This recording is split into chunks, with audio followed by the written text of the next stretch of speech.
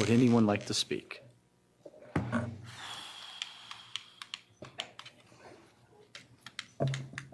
Thank you. My name is Jessica Saxon. I'm a civil rights advocate and litigator from Washington, D.C., and I need to provide public notice to the council today. This is in accordance with USCS Rules of Civil Procedure as well as Rule 17 and Rule 20 of the United States Supreme Court. The Constitution of the United States of America is the overarching requirements that every state must follow. I don't think anyone will disagree with that. The states cannot enact their own alternative legislation and substitute for the guarantees of the Constitution of the United States. That would mean that the state laws are in fact more powerful than the Constitution. Clause 1 of Amendment 5 of the United States says that no person shall be held for answer for a capital or otherwise infamous crime unless on presentment or indictment by a grand jury. However, the state of Indiana has enacted its own alternative legislation that permits the prosecuting attorney or police officers to charge by way of information as opposed to indictment. That is unconstitutional. An emolument violation is when you pay public officials to break the law. The Constitution has two areas that enforce this. The first is the Article 1, Section 10, where it says that no state shall create a law that shall impair the obligation of contracts. Police officers, prosecutors, and judges are all under contract, a contract to perform based upon an oath or affirmation.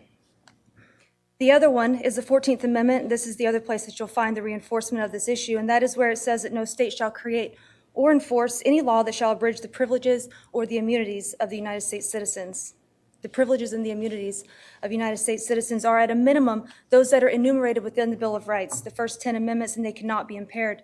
The state of Indiana, unfortunately, has enacted its own law that is inferior to our Constitution and that is permitting public officials, law enforcement, and judges whom you pay to violate the Constitution of the United States.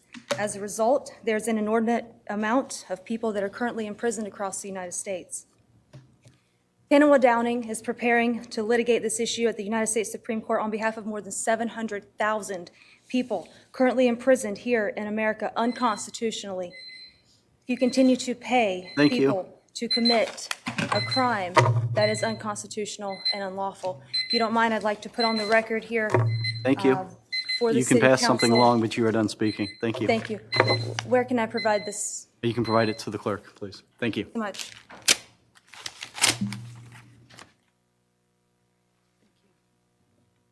Good evening. So my name is Kanawha Downing. I'm the civil rights litigator that's going to be arguing this at the United States Supreme Court. We simply want to express to you guys the importance or the urgency of this situation because states cannot create a law contrary to the Constitution and go out and enforce that in violation of the Constitution. That you can't do that.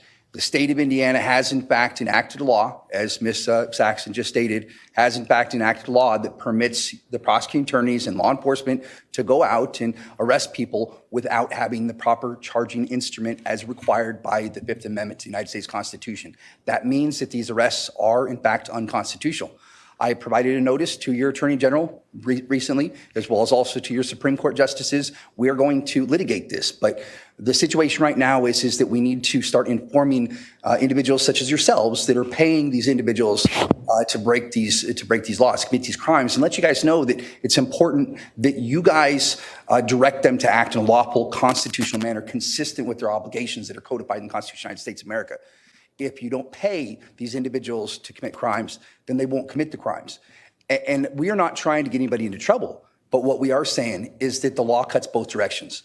So with regard to conspiracy of public officials, what it says is it says that any person who, having knowledge of any of the wrongs conspired to be done and who have the power to prevent or aid in the prevention of the commission of the same, neglects or refuses to do so, may be joined dispensing the action. Upon having provided notice to you guys tonight, letting you know that these crimes are being committed by your agents that you pay, you have the power to be able to act to correct these unlawful acts. We must follow the Constitution of the United States of America. Nothing else makes America, America. So I urge you guys to please take a look at Clause 1, Amendment 5.